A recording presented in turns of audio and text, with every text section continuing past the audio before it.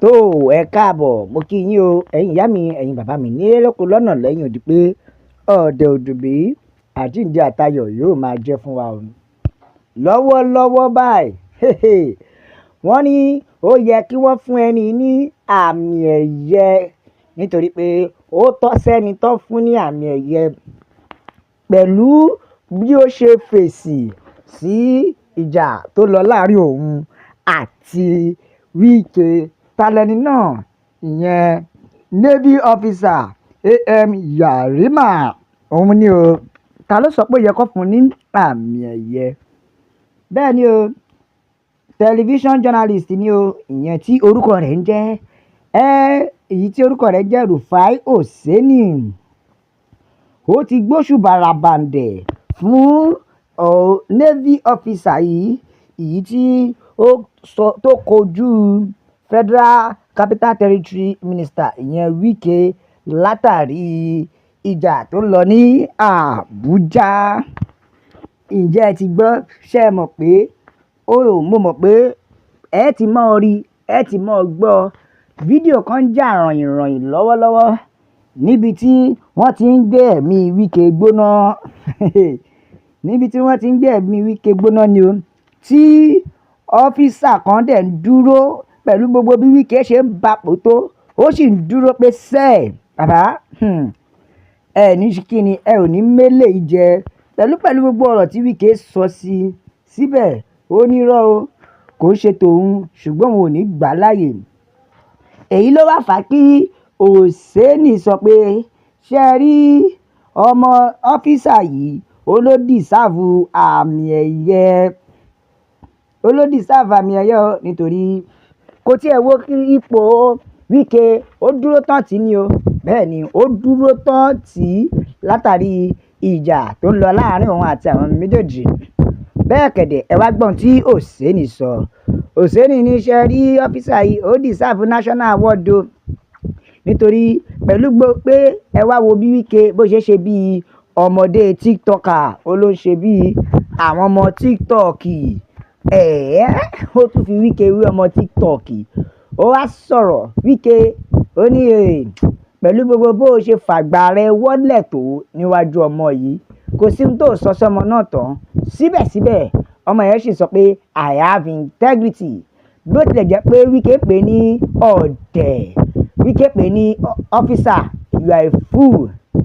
Bẹ́ẹ̀ ọmọ yẹn ní òun ò ń ṣọ̀dẹ̀ o ṣùgbọ́n integrity òun lòún dúró lé lórí. Ó dẹ̀ ń fi sùúrù yí ariwo ìjà yẹn ọ̀rá ń kà mọ́. Tí Wike bá gbé wá ní gbígbóná, á tún fi sùúrù gbé fún bàbá padà. Kò jẹ́ kí ìwà arrogance ìyẹn ìgbéraga kó bà lé rárá. Ọgbọ́n ló fi bá Wike jà. Ẹ wò ó, ẹja ka àtẹ̀jíṣẹ́ àwọn èèyàn rẹ̀, ẹja gbọ́ táwọn ènìyàn mi sọ. Dayọ̀ rèé o, ó ní Rufai ìwọ gan nílò ètò àyẹ̀wò gidigidi. Ó ní tí ẹ bá ṣe pọ́ rẹ̀ ẹja gbọ́n tí Dayọ̀ yìí sọ lẹ́kùnrẹ́rẹ́. Ó ní Rufai kí ni ìṣòro ẹyẹ? Ó ní ìdí tí ọ̀kan fi sọ wípé o kì í ṣe journalist nìyí o, nítorí pé ó hùwà bí ìkan. Irú ọ̀nà wo ló ń sọ? Ṣé Yarima yìí ṣé n tó ṣe yìí ṣó tọ́ sí ń tẹ́ kẹ́ fún láwọ́ọ̀dù? Ó ní agbésùmọ̀mí wọlé, wọ́n ń pa wá lóríṣiríṣi, wọ́n dẹ̀ ń pa àwọn tẹ́ ń kó wọlé lójoojúmọ́. Bẹ́ẹ̀ ni ó ní síbẹ̀ ẹ ò rí ìkọ̀kọ̀ ṣe sí. Or did you recruited him to be protecting land in Nigeria? Why all this madness? Your people are dying every day. You did not send Yarima to go and save their life. Ó ní ó rán Yarima yìí kó lọ kojú àwọn agbésùmọ̀mí o, ṣùgbọ́n ó rán kó wá máa dalẹ̀ rú. Ẹja ka àtẹ̀jíṣẹ́ àwọn èèyàn.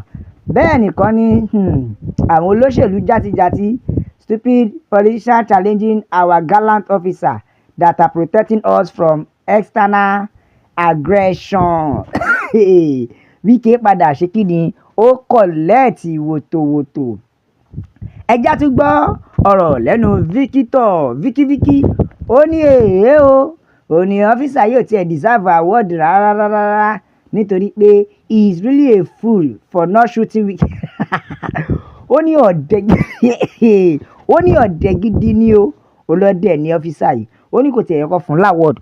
olóyè kó bá Dínátù gidi kó fún Wike lẹ́sẹ̀ ni kó ti sọ Wike dé lẹ́sẹ̀ kan ààbọ̀ kó máa ṣá ọ́tá níbẹ̀ oníṣòrí bálabàla àti kọ́tìkàtì ọ̀rọ̀ tí Wike sọ ẹ máa rí i pé ẹnu máa rọ̀ bẹ̀ká má parọ́ Wike sọ àwọn ọ̀rọ̀ Wike sọ̀rọ̀ sí arákùnrin yìí Wike sọ̀rọ̀ sí ara àwọn ọ̀rọ̀ tí Wike tún sọ sí rèé ó ní ẹ máa gbọ́ o a home minister saying you were in primary school when I graduated ó ní ìgbà tóun máa ṣe tán tóun máa kẹ́kọ̀ọ́ gboyè ó sì wà níléèwé àkọ́bẹ̀rẹ̀ tó túmọ̀ sí pé ọmọ ló jẹ́ sí ọ̀tẹ̀ ní ẹ́ bàbá yẹn tún fọpọlọ gbé ó tún fi sùúrù bá pò ó èyí ló bá mú kí El-Rufai gan sọ pé ẹ sà ó dàbí pé ẹ ṣe ọ̀rọ̀ náà ní kàkà kọ́mọdé pàbíláyò ni ẹ wá fẹ́ tọwọ́ òjòrò bọ̀ àṣírí yín tú ẹ wo bí ọmọdé ṣe yẹ̀yẹ́ yín